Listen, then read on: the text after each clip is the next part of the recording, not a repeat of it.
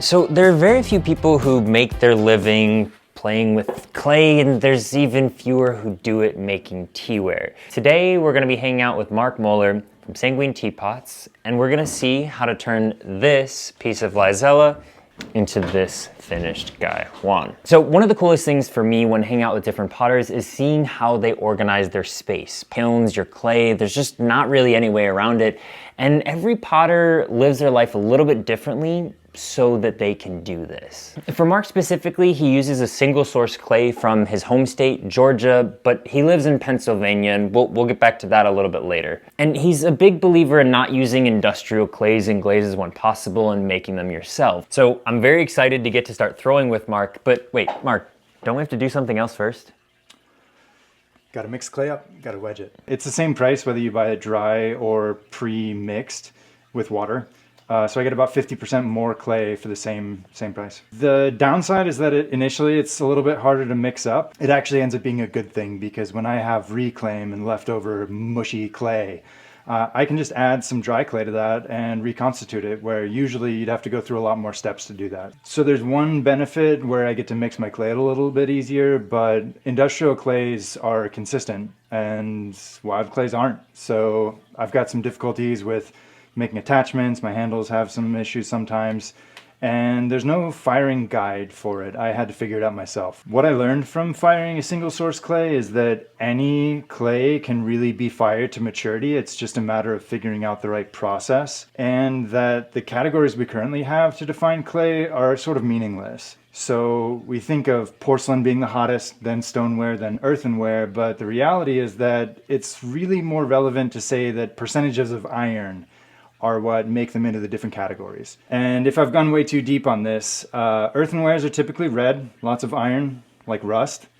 Porcelains are usually white, very few impurities, very little iron. So this clay is a good example of one people might think wouldn't fire very hot. Looks like an earthenware, it's dark in color, but I gave it a shot and it works pretty well. If you want to know more about this, ask me later. So now that I have a pug mill, I can mix the clay relatively easily. Before, I was doing everything by hand and it takes a lot longer. So with the pug mill, I throw in my reclaim, all the leftover clay from different projects over time, and then I sprinkle on some dry clay, smash it down, the augers blend it all up, and then it comes out as mostly usable clay. So I get pugs out of the pug mill.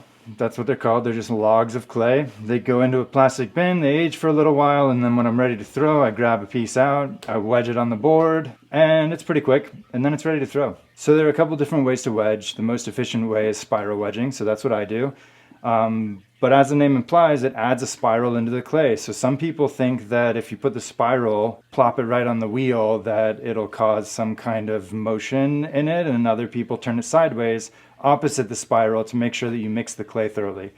I'm one that turns it sideways, so I usually try to counter the spiral, but it doesn't really matter either way. It's more superstition than not. So if you've noticed a trend, I like doing things the most efficient way possible. So there are basically two ways to throw. You can throw off the wheel head with measured lumps of clay, or you can throw off the hump, which is what I do. Center it all at once and then pick off one piece at a time and throw off the top, and that way you can work a lot faster. Gaiwans are really just one cup, smaller shallow cup, you got a gaiwan. With a teapot, you need a sphere for the body, you need a bottle for the spout, and then you need a cylinder for the lid, and it's just really complicated. The two main tricks that I've learned with gaiwans to make them work well is that the lip of the lid should be nice and sharp, and then the edge of the body where the lip meets should be relatively flat. So let's get to making a gaiwan, and then we'll finish it and throw it in the fire. Whoa. Buddy, we gotta explain why your teapots look the way they do. Thank you. I've got a couple of little stylistic things that I do with my teapots. The first one is a high handle. I call it an apostrophe handle. And it's mostly a matter of function. Everything for me is a matter of function. And then the spouts have a nice curve to them and a good little pooch. So the pooch and the apostrophe handle are kind of the signatures of my work. Teapots aside, today we're talking about gaiwans. So let's get one made.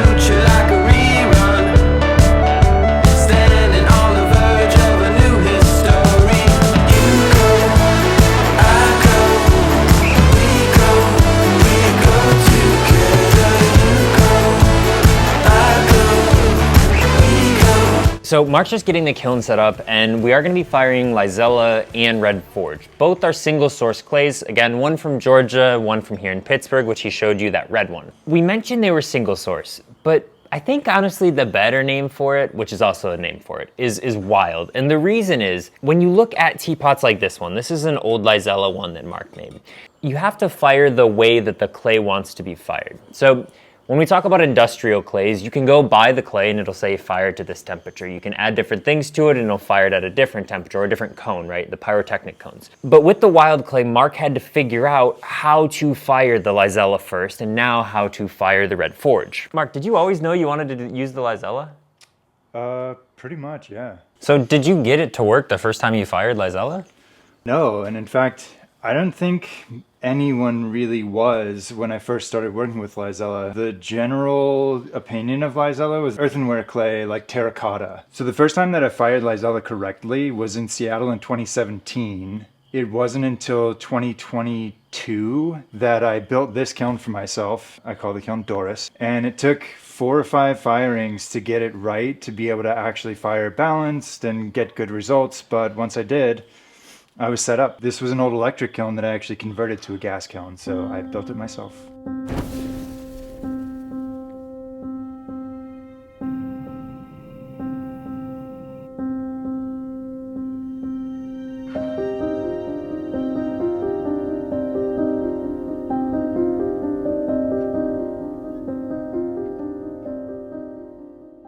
So funny enough, Mark is a tinkerer, right?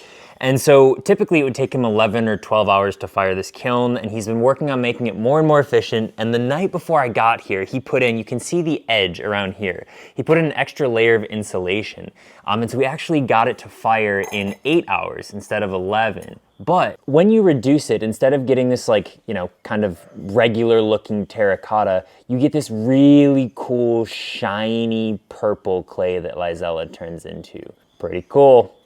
This purple is faint. We have other ones that are a little bit deeper purple, but the guy one in the thumbnail and this one look very similar to Tao Teaware's purple, basically because, well, we're working on something with Mark, but more on that later. So honestly, it's kind of hard to pick, but I think this is probably my favorite time of these trips. We sit down, we drink countless teas, we talk, we eat, and we just have a good time. Mark said we need one more test. Basically, we just need to double up on the thickness of this, but this is what, the 4th or 5th iteration so far? 5th. Yeah, 5th. So again, working with wild clays, doing really cool things, but one thing that I think we have to talk about is ask Mark about the way that he drinks tea, because it's a little bit different. If I'm drinking tea with other people, my favorite thing is what I call a chaos tea party. So we have a bunch of different teapots, a bunch of different teas. Everyone has 3 or 4 cups, and you just brew what you want to when you want to. I think that it's just the most fun way to do things, and that way if you don't like a particular tea, you don't have to drink it. But the thing that I developed for myself over time in my studio is something I call solo bowl tea. I start with just a large tea bowl, a teapot that conveniently has a high handle because I liked the ergonomics of it. The cool thing with the high handle is that they sit into a tea bowl really nicely. Just a coincidence that this happened this way, but I always had a teapot in the tea bowl. I'd pour water over it, into it, and then steep my tea, and that's just how I did it. Simple, but functional. I love it. All right, we gotta go drink more tea. Bye.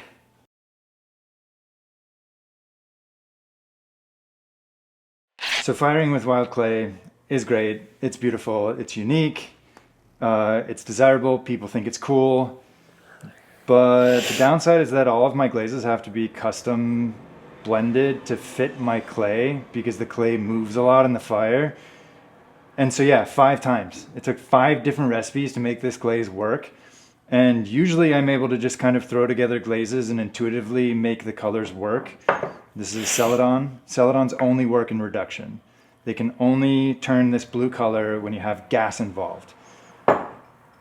This is a copper red, also known as ox blood. It can only be this red in reduction. With purples, it just so happens that there are really cool, interesting purples that you can only do in oxidation. And my clay doesn't work in oxidation. So I had to figure out a way to make this work. And cobalt will turn this lavender color in the right conditions. But figuring out the right conditions is like playing a game of Sudoku with all these different glaze recipes where you have to get all the right numbers and all the right cells. And it was hard. And eventually I had to go to actually like mathing it out and putting it into a chart and actually caring about the chemistry, which usually I don't. I just put the ingredients and the ratios that make sense to me based on my more rudimentary geology based sort of methods. But yeah, I actually like did the technical thing to get this glaze to work. So you're welcome. But yeah, still, even then, like a little bit thin and a little bit cool, and this glaze is a little darker because the iron from the clay gets pulled into the glaze. That's one of the cool things about reduction. And of course, anytime you have something cool, there are downsides. So reduction is great. Firing with gas is fun and cool. But there are going to be times when you can't do things as well. This is oxidation fired, low fired, super bright, super poppy. People love it. It's not really for me, you know. If you like things that are subtle and texturally interesting and hyper functional, that's what I do. That's what I'm about. And Dart, you know, the stuff that Tao Teaware is picking up, the Chaozhou teapots, in my opinion, are some of the best priced pots that you can get for functional stuff because they're beautiful and really well made, and you really can't beat the price for the quality that you're getting. And that's coming from, you know, someone who's really obsessed with function. I love the way my pots work and I've worked on them forever, but the first time I picked up one of those pots, I knew I needed to have one because there were things I could learn from it. And that's how most of the time I learned. I didn't have teachers. Hopefully someday, you know, I can be a teacher for someone else, but pots were really my teachers. I had pots made by a couple different people, and I'm telling you, these things are dope. So go hit up Tao Teaware. They have great stuff. Go hit up One River, obviously. I don't really need to say any more about that, but yeah, thanks for listening to me ramble. If you clicked on a cookie card to watch this, then you're awesome. Ramble on. If you have questions, hit us up. We're always happy to share.